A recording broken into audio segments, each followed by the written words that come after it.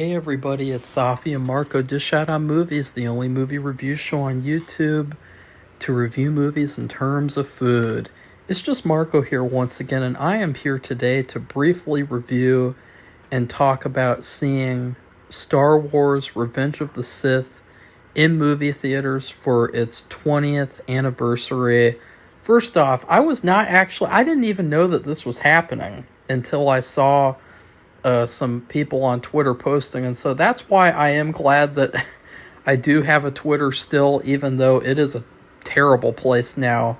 I do get some news that I think is really relevant to film and everything before other people do, and I was really excited to see this movie in theaters because I wanted to see a real Star Wars movie in theaters, The last time I saw a Star Wars movie was on my birthday back in 2014, and I saw that horrible Force Awakens movie. What an abysmal piece of shit that was. And I didn't ever think I was going to see a Star Wars movie in theaters again, because I don't want to see what Disney is doing with Star Wars. I don't want to see any of their movies or TV shows, even though Safi and I are going to review most of it, probably. I don't know. After seeing this movie, it's kind of, man, it's really there's like a distinct quality difference between the old Star Wars and the new Star Wars. And I think, like, even if they wanted to do like new stuff with the series, the least that they could have done is like make it feel like George Lucas made it a little bit. Like the new movies, they do not feel like George Lucas. They have no relation to the old Star Wars at all. So, but anyways, I want to tell a funny story because I have also not been to the theaters in a while. And this should really, like, tell you guys about the movie theater experience now.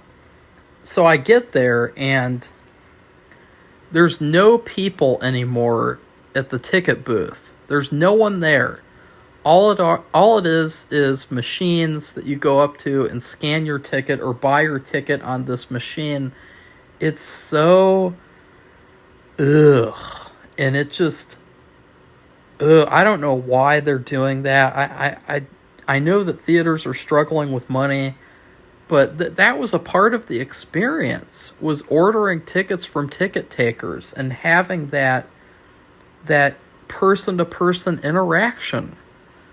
And also it gave people jobs at these theaters, so I think that that's terrible.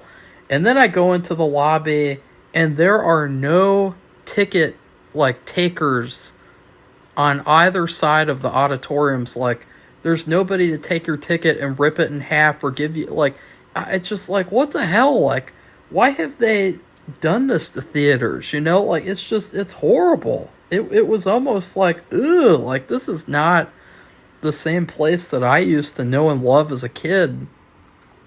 And then I went to get some food, and I was hungry because it was like around lunchtime. And I got popcorn and a soda. I spent $18 to get a popcorn and a soda. I wanted to get a hot dog combo, but they started the hot dogs late, so they were not ready yet. So I ended up just getting hot dogs not hot dogs, popcorn and a root beer. And then when I get into the theater, this is the funny part. This is the part that I'm really embarrassed about, but I think is a really good story. I get to my seat, and I was setting down my popcorn, and it just slipped right out of my hands because I wasn't, like, holding it properly. I was holding a ton of stuff. I had the soda, my water, my jacket, and the popcorn. And the popcorn fell over, and I would say a fourth of the popcorn spilled on the floor. And I was just so embarrassed because I didn't want them to think that I did it on purpose. So I got down on my knees, that's what she said, and I picked up the popcorn and just shoved it in my jacket pocket. And then at the end, I dumped it out into the trash can, but I still did not pick it all up. but I was so like, oh damn, like that's how we're gonna start this movie theater experience. Like that was so embarrassing.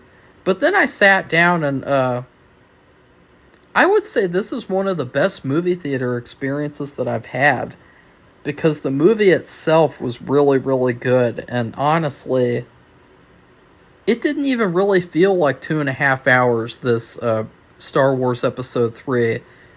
I remembered it being really boring as a kid. You know, as a kid, I saw it in a packed theater with my mom and my brother. And I actually fell asleep in the movie.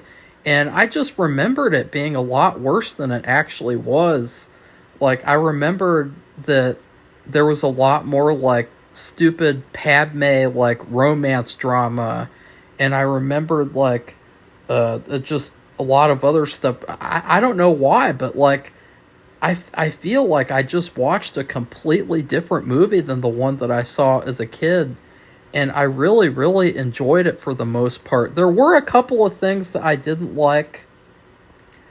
I would say that at the end, it did go on for a little long at the end, because, like, they did the final fight on Mustafar, Anakin, and Obi-Wan, which that whole fight was just, it was incredible to see that fight on the big screen again, and to really, really be able to enjoy it, because I was an adult seeing it and not like a 6-year-old kid, because that's how old I was when the first when this came out. I was 6 years old. But I think it went on a little long after that whole fight, because I felt like it just kind of kept ending and then ending and then ending. Like, they could have ended it at several different places. But overall, like, that was kind of like a minor nitpick. And also, some of the dialogue is a little bit cheesy. There's a lot. And I gotta say, though, like, it is a sci-fi movie. It is a galaxy far, far away. So, like, the dialogue should be a little awkward in comparison to how we would talk in, like, a regular, everyday movie. Like, there was one line that in particular, it's probably my favorite line of the movie. I actually laughed out loud when I heard it. And it's when Palpatine is faced off with Mace Windu and he gets his arm chopped off by Anakin. And then Palpatine is like, unlimited power! And I just thought that was hilarious. Like, it was so unexpected. Like, I forgot all about that as a kid. Like, I loved this movie. I heavily enjoyed it. There's so many things about it that I loved. I loved Hayden Christensen. I thought that he was a great leading man. And he had some, I loved the darkness he had to him. You know, like, he could kind of play like the light character. You kind of liked him at first, but he really, really brought in that darkness to Anakin Skywalker that I think was necessary to do like a more seamless transition into Darth Vader. I also, of course, loved Obi-Wan Kenobi. I can't understand why people said this was a bad movie when it came out. Like, why did people shit on this movie? Why did people shit on the prequels so badly? I mean, there might be a couple of things here and there that you could nitpick and say that was bad, that was kind of stupid. But, like, to say this is a bad movie, I think is genuinely dishonest. It's a dishonest statement. This is a great movie. This is an all-timer, I would say. It's definitely one of the best Star Wars movie, if not maybe the best Star Wars movie. I'll need to go back and rewatch the other ones to confirm or to not confirm. Let's see.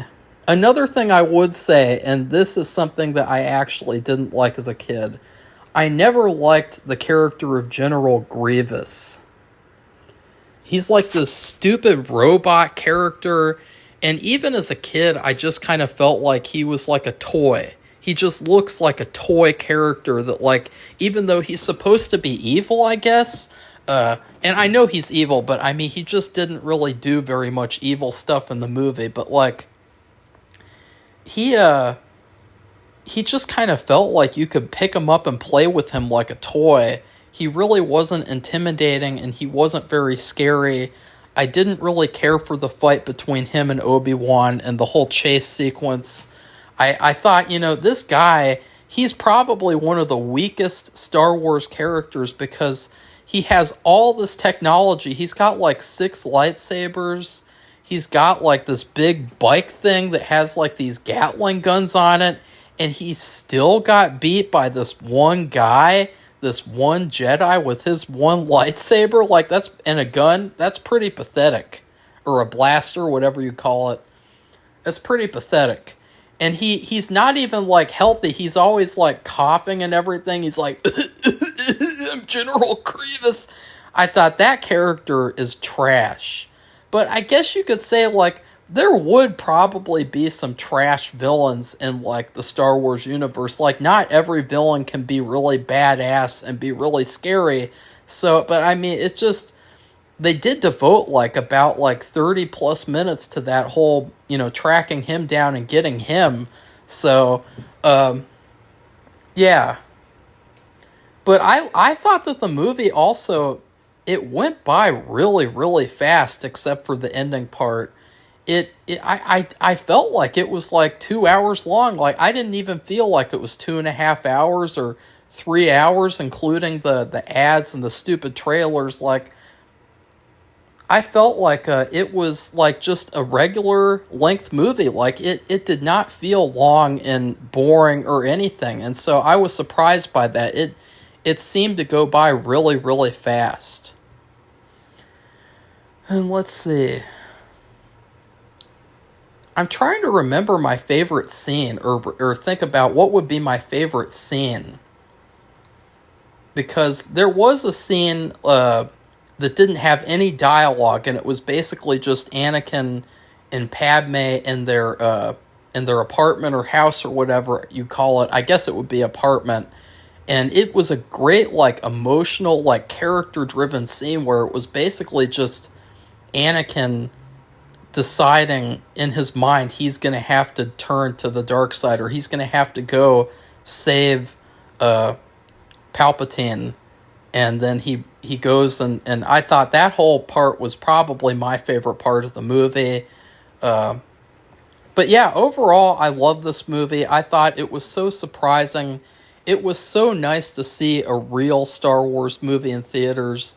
You can definitely tell the difference, like, a lot of people, they dig on George Lucas for having, like, comedic stuff in his movies and having, like, cheesy lines and romance that feels really cheesy. But, like, I'll take it because 70% of the time he's being serious. He's being 100% serious with the stories that he's telling. And as opposed to Disney, where it just doesn't feel like they take the stories that they tell seriously. And it feels like everything is about joking around and making it feel like an MCU movie.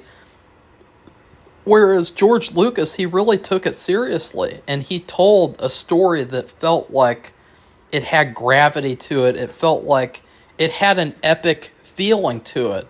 And so anyways, I'm really thankful that I got to see this movie again in theaters. And just, it helped me realize how good Star Wars used to be. And honestly, like, again, like, I don't know if I want to watch any more of the new Star Wars because I don't even want to look at it. I don't want to even think about it. Like, I'll just watch the old stuff back when it was good because this new stuff is just really, really, really piss poor. And it also kind of feels like, too, like, why would I want to watch something that wasn't, like, made by George Lucas, like where he didn't at least help make it, that where he didn't at least have some sort of a say, and it wasn't approved by him? Why would I want to watch anything like that unless he died and they didn't have a choice? Like, why would I want to watch Star Wars that wasn't made with the help of the soul and the heart and the creator of Star Wars? So anyways, I love this movie. I'm so glad that I saw it, and I hope that you guys went and saw it too, because we need to support good Star Wars. We need to support anything but Disney's shit Star Wars that they ruined. I can't believe what they did to Star Wars, man. Like, they really ruined it. And they really, wow. And it was like, what the hell? Like, this, it felt like a real movie. Like, that's another thing that I've been really sick of recently. Because, like, I admit, like, my movies at first, they're probably not going to feel like Star Wars used to feel. They're not going to feel like Back to the Future or anything. But that's just because I have the limited, budget and the resources that I have. But the people in Hollywood, they make these movies, and they don't even feel like real movies. And that's the difference. It's not like whether or not it's like, there's diversity or there's no diversity. It's about the fact that movies used to feel like real movies made by adults. And they used to feel like they had heart to them. They had heart in these movies. And nowadays, they just feel like soulless products. And I hate it. I hate it a lot. I just hate it with every fiber of my being. And there was another thing I wanted to say. Let's see. Dang it. I just lost it too. I was like, oh yeah, I got that. Shit. Dang it. I had something else to say, and it's like, I know as soon as I press stop with this recording too, I know that I'm going to remember it. Oh yeah, and I will say this too. Back then, they didn't do this like political messaging stuff a lot where it was like purposeful and you could tell, they're making fun of a certain political party or leader.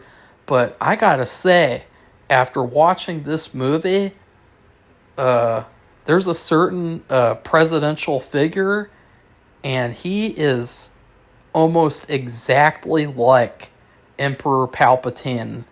And so I just couldn't help but think about that. And I thought, this is great because this was back when the filmmakers, they let you decide that kind of thing for yourself. They didn't try to force you to believe like, this is the bad president, this is the bad guy, this is you-know-who.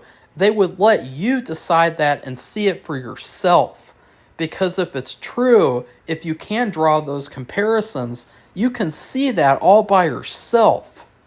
And so that's what I thought was really surprising, was the fact that even though this movie came out in 2005, it felt like they could easily release this movie as a new release, and it would have so much relevance to today, to a certain presidential figure. It's unbelievable.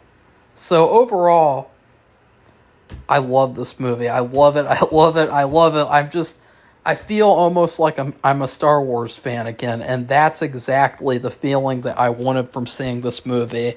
And I am so sorry about the popcorn that I spilled at the end. I was just dumping popcorn in the trash, and it was really funny because there was hardly anyone who saw the movie with me, and there were these two old people who came out. And one of them, he was dressed like an Amish farmer or something. And he said, well, then, I guess all of our questions have been answered. And then they went to the bathroom. They went to one bathroom, and then they went to another bathroom. So that was weird. But I thought that was hilarious. Like, what do you guys think that they meant by that? Well, now all of our questions have been answered. You think that they never saw this movie when it came out? It came out in 2005. Those guys were a lot older than I was.